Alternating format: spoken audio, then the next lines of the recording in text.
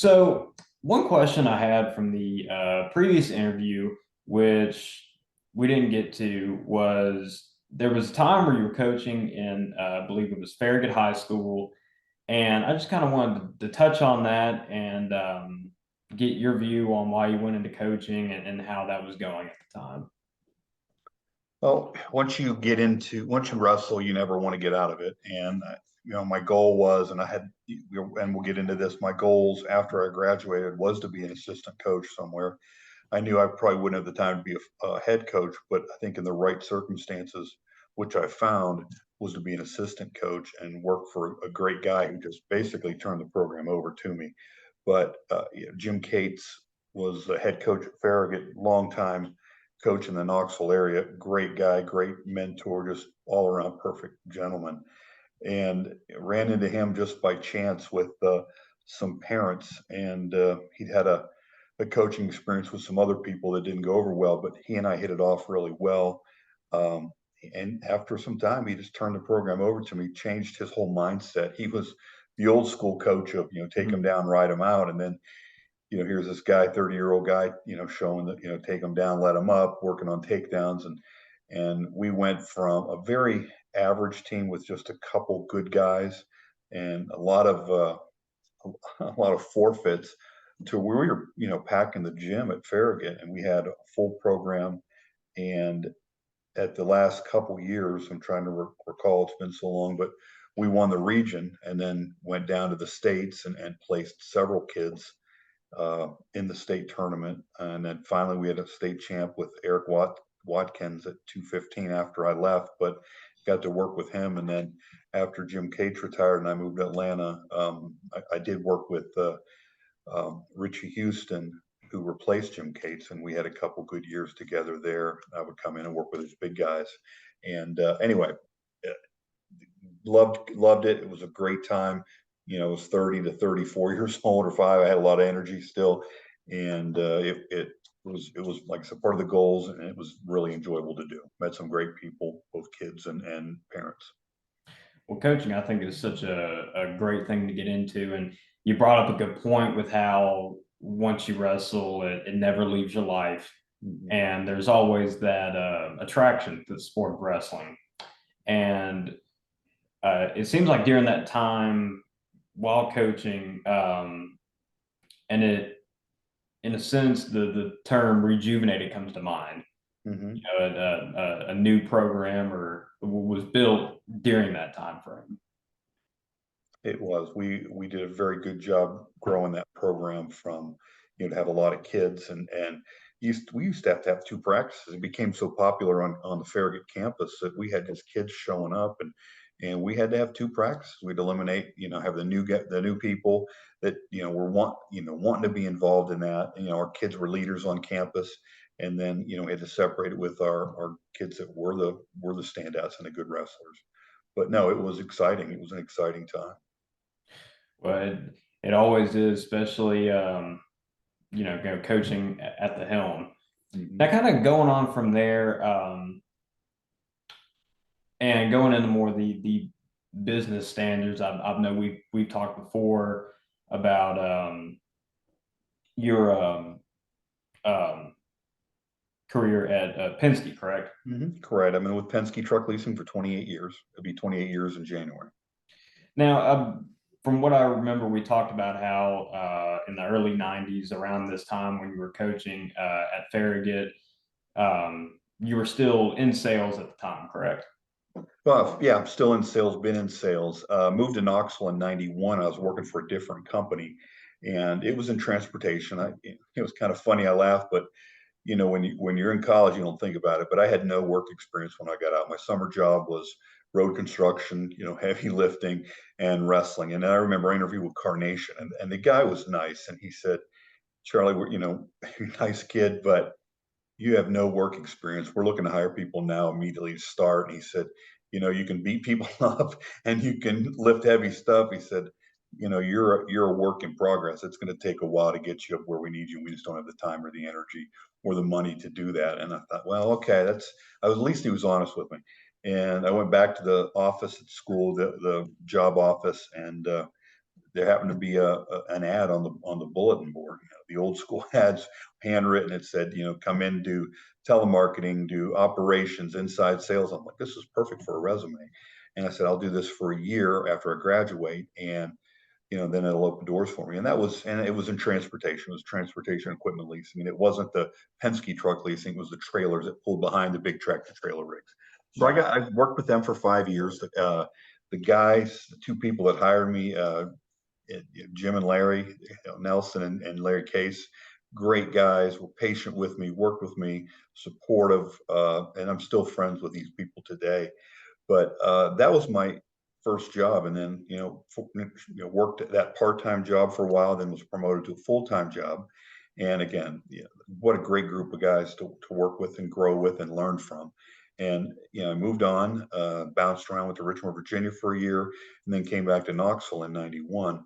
And I just, something was missing. And I was sitting in my apartment, a one-bedroom apartment in Knoxville, and I wasn't doing well. I was struggling. I wasn't selling a whole lot. My numbers were down. And I remember looking in the mirror and saying to myself, you're Charlie Buckshaw. You don't lose. What do you need to change to be a winner? So it just, I don't know if you've heard of it, but I'm sure a lot of the older people have. It's a T chart. You just draw a big T. Right. And on the right, I just said, what made me successful as a wrestler? And I remembered the times that I struggled and how I overcame that. So my sophomore year of high school was struggled. A lot of reasons. Cut too much weight, couldn't make the lineup at the heavier weights because we had two seniors who both went on to do great things in high school, as well as the one went on to wrestle in college. And I cut the weight to get down. My focus was nothing but cutting weight, so I didn't really learn a whole lot, and had a tough year. And I just remember, what did I do as I wrote the list back when I was 15 years old, 16 years old? What do I need to do to be a better wrestler? And I was weak, so I went to the gym. How do you go from to be better, go to wrestling camps. And anyway, so as I just drew the list, and I drew the list in college too. After we talked about, after my junior year, same list, wrote it down. What do I need to do? I said, you need to get stronger, need to go to a different weight class, need to go with athletes and actions and wrestle overseas. And that's what I did. So, and I did the same thing with sales. And I said, what am I struggling with? And the same things, let's find people like camps. Okay. So let's go find mentors. And I did that. And I found, magazines. And I remember and you're going to laugh at this, but we had cassette tapes back then, not the 8 tracks, but cassettes. So you plug that into your car, and the cassettes that I had was, how to create conversation with anyone. And I listened to that till I broke the tapes. And then you'd go out and practice this stuff. And being young, being in Knoxville, it's easy to go out to the restaurants and the bars, game time, and practice with this. And at that point, I didn't know anybody in Knoxville, so I'm like, I'd come home at night and just sit watch TV and stare at the ceiling. So I'm like, I'm gonna go get a part-time job. So when I got a part-time job selling blue jeans, and I got to practice all these things that I was learning through these selling magazines and selling cassettes and selling books that I did to hone my craft and become a better salesman. And it really paid off. That not as much with the other company. My numbers did come up and I did get better, but I saw the goal, with the long-term goal with that, and I wasn't going to reach it. So I reached out to Penske and had some great contacts, some great mentors, and some fellow people that I knew there, and they offered me a job. I moved to Kingsport, Tennessee for a year, opened our facility there, had a very good year selling in that market, and top sales guy in that particular role, and would have made honor roll that year.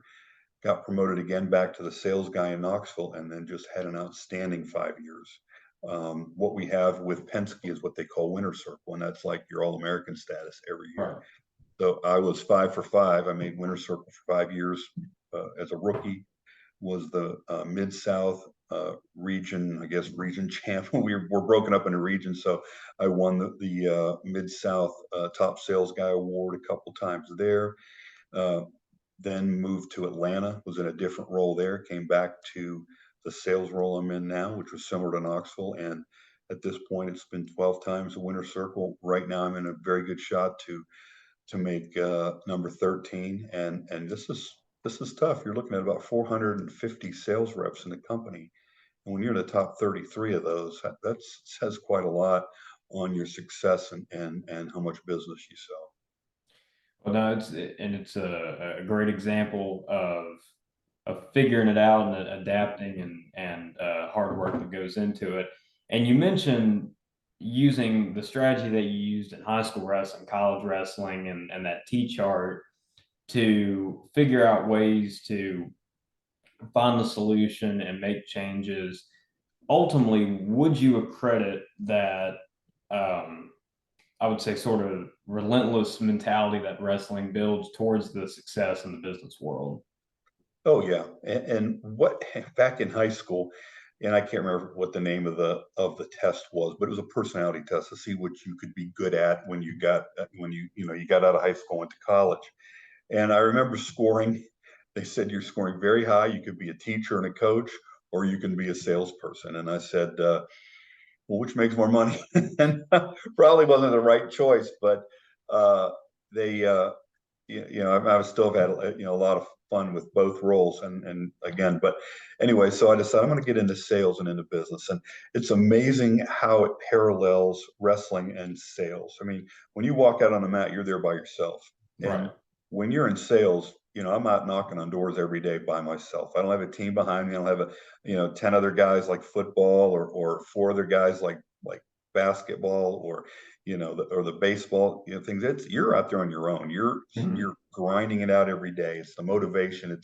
It reminds me of, we started practice at UTC every Labor Day. That was our first practice, and we were on a grind up until I think we had a tournament like in November. So there is that grind of going to practice every day. Well, that's what sales is. I mean, you got the glory of, having the big sales or the wins, but there's that day-to-day grind that people don't know, where you're picking up the phone and you're calling people and you're calling customers and prospects, and you're getting shot down a lot. But to me, it really reminds me of when I was on the mat. And you do have your support status, like your support staff, like in wrestling, you had your head coach, your teammates, the trainer.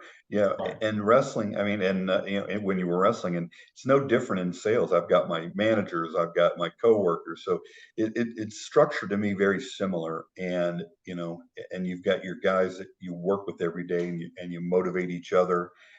Very similar to being on the wrestling team. No, and you make a good point with how it's so wrestling so parallel with sales and how it's a when it comes to actually getting stuff done, it's a very Mhm. individual job. Yeah, And would you say that in sales or really in any form of work, and it's an analogy I've heard before, and I think it fits well. But would you say there's also a parallel with, say, staying after work to figure out something or get something done, especially in sales? Kind of has that resemblance to staying after practice to work on footwork or whatever it may be. Just that extra grind aspect. oh yeah, and there's times I've been in the office at 6 in the morning. I need to get something done, which I didn't get wasn't able to get done, the day before. I'll get in before that time gets busy. And I equate it to when Chris Thornberry and I used to work out before. We'd have our practice at 3 o'clock in the afternoon, but we decided we needed some additional work, and we hit the weights in the mornings. And and I before, we were the first people. We were the ones opening up the gym, McClellan Gym in that weight room. We were the first people there, and it reminds me of that. I'm there before a lot of the mechanics are at our facility. So, yeah, and then late nights. There was times where I've come back to the office because it's quiet. You get away, you can focus, do that extra work that needs to get done to win. No, absolutely. And I think wrestling really teaches that just it teaches the aspect of going the extra mile in a Yeah. sense. And It's that motivation, it's that grind, it's that determination to win, and you can take that into the sales force. And I know I did. It was just that relentless. I'm going to win at all costs. And right. I remember, great stories. My old boss in Knoxville was impressed with the job I've done, because nobody had accomplished what I did. He had taken a chance on me. We had lunch one day with a friend of his who owned a forklift company. And he's like, Charlie, I'm going to hire a former wrestler. He said, he's half as good as what you've done. I want that mentality in my office. And I don't know how the kid did. I'd always wanted to know. He was a high school wrestler. I don't think he ever wrestled in college, but I think that, I hope the guy did good, but it was quite a compliment that he said that. Oh yeah, and you hear stories about wrestlers, whether it be in the running for jobs or it coming down to just a few applicants left, and they get picked because they know that a wrestler is going to go hard and they're going to be bought into whatever they put their mind to. That's Uh, true.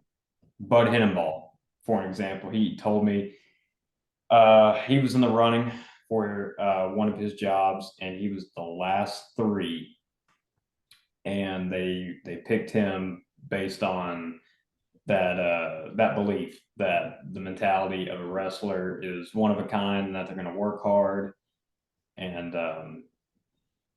I can't remember the full story offhand. Well, no, but wrestlers find a way to win. And that's the important thing. I mean, we talk about wrestling, you lose, you might wrestle the same guy a couple of times, you lose to him, but your goal is to beat him and Right. you're going to find a way to win. That's what wrestlers do. And it doesn't stop when you get off the mat. When you're in the boardroom or you're in the sales arena, you find a way to win. You focus on what did I do wrong? What did I say wrong? What didn't I have enough of? And that's what had happened. When I sat down in that one bedroom apartment in Knoxville that time, it was lonely, and I said, I need to find out what I can do to win. And I found ways to do that. Right. And figuring out how to win and working on figuring it out and getting there until it's accomplished. Right. And we had talked briefly, but that quote that Gable has, once you wrestle, the rest of life is easy. And Absolutely. I think if you dig deeper into that comment that he has, people that wrestled, I understand that there's so much to that. When you apply the principles that you learned as an athlete, as a wrestler, and you apply that to your business life, and it really pays off. And the things like mentors. And I know you and I touched on that. You need to surround yourself with people of like-mindedness that want to do good, want to succeed. And it was easy at UTC. I mean, all your teammates had the same goal: to win conference, go on to be an All-American, and it was the same single mindedness. And business world's different. You're going to you meet people that they just want to clock in and clock out and go home. Right. But the hardworking people are there, and I love working with ex-college athletes. And I'm working with two ex-college football players. One played at Alabama, and I don't hold that against them. And then one played at Ole Miss and went to Tennessee State. And another kid played at Albany State. But what I love about that is that college level, and I worked with a kid at Wrestle, Michigan for a while too. And when you and I always use the analogy with them, I'm handing the football off to you. Right. Run with it. I need you to get first down, do what I ask and get it done. And they do. And I never have had with these guys, I've never had to go back and behind their back. I've worked with, I don't even know what they were, majorettes, cheerleaders, something like that. Oh my God, you put it in their hands and it never got done. And it just wasn't a one-time thing. It was consistent. So, and then get to the point where you just don't even give it to them anymore. And that's not the way it should be. But wrestlers are the same way. Wrestlers, football players, if you're a hard worker, you know where you stand and what you need to do, and you get after it, and you do what you do as a teammate would. So Absolutely. And I think it allows you to really focus on the task at hand, but also be open-minded, yeah, be willing to find a whole lot of solutions and work well under pressure. Because, in a wrestling match, that's at least 6 minutes. That's a lot of pressure that you got to work under, and that you have to figure out what to do. And in football, a similar thing obviously can right. apply. But like I said, it allows them, I think, to work under pressure and focus on the task at hand. But also, if the initial way doesn't work, they can think and figure it out in different aspects True. or different ways. Um, Still kind of focusing on that mentality around it. Would you say that, and this possibly could be parallel as well, like we mentioned with wrestling and the business world, in wrestling, mentalities tend to adapt and they tend to grow as more experience goes on. Would you say that from when you started in the business world back in the 90s, that your mentality and viewpoint on how to get stuff done and all that is a lot, I want to say, more developed now than it was then? Oh yeah. I mean, with the experience of just doing it over and over, and it's, no different than your wrestling. I mean, when you step on the mat in college as a freshman versus stepping on as a senior, you've got it figured out for a large part. Same with sales. I was a rookie sales guy, made a lot of mistakes, but the effort was there, and you found a way to win. And people like me, young guy, working hard, did everything for them. They liked and appreciated that. And when I got to work for Penske, it really paid off because I developed those relationships. And when I get to work for a solid company, uh, it really, like I said, it paid off. Sold a lot of business, made a lot of money. Met some great people, worked with some great people, have some great stories. But yeah, the hard work it continues. The parallel from wrestling to the business world has really paid off because again, you're trying to find a way to win, whatever that's going to be. You find that person has a particular affection for something or another. But what I've really enjoyed is meeting ex wrestlers that become customers and they become friends, because that's just a different fraternity. And I know we had talked about Mm. that before, but I walked into a wrestling practice at Webb High School one day, and ended up meeting a parent there who became one of my best friends. And he was the COO of Bike Athletic, and I think everybody's worn either a bike jock strap or helmet in their lifetime. And he was a COO, and I got to coach his kids. He's one of my best friends. We smoke cigars together. Just great time. I spend the night at his house when I go visit him. But these relationships that wrestlers have, like we talked about before, it's a different fraternity.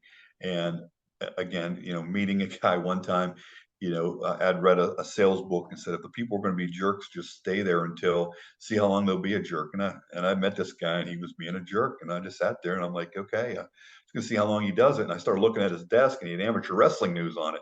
Grabbed the magazine, and then he and I became great friends. And I coached his son too. But it's just, yeah, the wrestling fraternity, and then how that applies itself, because they have the same application in talking with them. And again, they've used those principles to make their careers successful. No, absolutely, very good point mentioning the fraternity, and that goes back to a lot of people that I've had on here as well mentioned did Tom Herring, Bud Hennenball, and Bud Hennenball said he could be anywhere in the world, and there could be one phone call away. If it's a wrestler, he's got somebody that can help him out. Yeah. There's a very unique level of respect between wrestlers, and I think it's because they know that, like, hey, this guy's worked hard. Yeah. And Jeff Ruffalo touched on that as well. And all around, I think it's a very valid point that that's the case. Yeah, I mean, always a telltale sign is the cauliflower ear, and that always Oh creates yeah. conversation. And I was fortunate; my high school coach made us wear headgear, and when I got to UT Chattanooga, Ethan didn't care if you wore it or not, but I saw some of the guys on the team that had it, and it looked really painful. So I wore my headgear every day, even when I was in Europe in wrestling. But I didn't want that, and I thought, someday I'll be in a boardroom or in a sales call, and didn't want to have that. But it does open up a lot of conversation, and it's a welcoming conversation. Mm-hmm. I met a guy at GNC, and I'm trying to remember his name, but he wrestled at Shaler in Pennsylvania and wrestled at Oklahoma. And, I'm like, hey, buddy, tell me about that year. And then we recognized we knew each other. Well, we knew each other. I knew his brothers. And then, we just had a lot in common, and became friends. And it again, and I just met our little local haunt that we go to on Fridays to unwind. I heard some guys talking weight classes one day, and started talking to them. Last night I was at the gym, and some kids were working on a throw by, and of course I had the old coach from me goes, no, you guys are doing it alone. Let me show you how to do this. And Right. and but yeah, the fraternity, which Bud was talking about, you're right. You're one phone call away, or one discussion away from having a lifelong friend.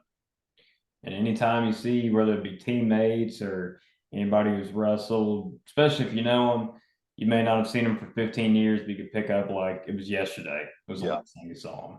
yeah, And you're right. that's a very wholesome and special aspect of that fraternity. Right. Well, all in all, I appreciate you joining me again for another episode. It's great to talk to you and great to talk to you about this sport and how it can help in so many unique ways Hmm. on and off the mat, and how it continues to stick with you um, through your life and through your career and so on. But I really appreciate it. Yeah, just, our last conversation, we ended, with what you remembered about UTC wrestling, and the things I didn't tell you, I got such a great education at UTC in the business school. When I was there, there were some rankings that came out, and they were ranked in the Southeast. And with UTC, I was very happy with the education I got there. My first job and my second job, the one I'm with now, we'd go into meetings, and I remember we had a bunch of kids from these major schools, Tennessee, Alabama, some of those other schools. We came out of the meeting, they're like, I don't know what the guy was talking about. I'm like, well, I do, because we studied that in college, and they introduced us to that. And it wasn't a dig, it was probably more of a, skimming the surface, but UTC had a great business program, really helped me for my career and helped start it out. Again, we talked about the fraternity and the great people you met during that time. Great times. Learned a lot. Met a lot of people that we still don't talk as much now, but I see them on Facebook, and we have a text chain. And I wrestled some great people that I have some great memories. And we didn't talk about, but some of my favorite memories on the sport. I was at the Nationals my junior year, did a fire me carry on a kid from North Carolina, put him on his back, and the announcer announced it, and I could hear him say, "Charlie Buckshaw has so and so on his back on mat number 4 or 5." That was really cool. My signature win was against Mark Kerr. That name's not familiar, but he beat Randy Couture in the national championship match, and I beat him when he in the Sunshine Open semifinals. Mark went on to do MMA, and I'm sure we've all seen the movie 300, that Xerxes, the god. This guy looked just like that. And they're supposed to do a movie on him, his life in MMA, and of course, all the bad stuff that comes with the steroids and things like that. Right. And talking about The Rock was supposed to be his character, which everybody keep an eye on that. I'm looking forward to seeing that. I might call Mark and say, "Hey, remember me? I beat you one time. Can I be in the corner somewhere on the film?" And then I think we talked about teammates, we talked about mentors, we talked about things like that. But one of my fondest memory is on a video. We were Wrestle Miami, Ohio. I just pinned the kid at 190 and came walking off, and Chris Thornberry's walking back on. We each gave each other I don't know, say a high five or low five or whatever, and I'd taken care of business, and he went out and took care of business. It reminds me a lot of the working world when you do that. You hand the ball off to somebody else to do their job. And it's an exam, all the hard work coming to fruition in that aspect. That's true. That's true. The discipline, the mentors, surrounding yourself with good people. That's what you need to do both on the mat and in the business world. Absolutely. Good connections, good networking, relationship, everything are truly invaluable, especially in the business world and just life in general. Yeah, and I hope that this video, if the younger people your age do see it and understand and look at that and say, I can be successful if I use the principles, that I learned on the wrestling mat. The day-to-day grind, the find a way to be better mentality. Do that, and you're going to be successful in whatever career you do. You really are. Well, again, I think that's a very good point, especially nowadays with how the world can be sometimes. I think some principles will do some people some good. You're right. You're right. But once again, thank you for joining me. It's good to talk to you as always, and discuss wrestling and all that and everything that goes with it. But I really appreciate it. Yeah, it's just amazing. I'm looking at the remaining time. It just goes so fast when you and I get on here, start talking. And but anyway, I appreciate it again. Thank you for that. And again, I hope that some younger people, your age and so, see this and apply those rules to their career and their life. I agree 100%. Okay. All right, take care. Have a good one. Thanks, bud. Nice talking to you again. See you. Bye. Thank you too.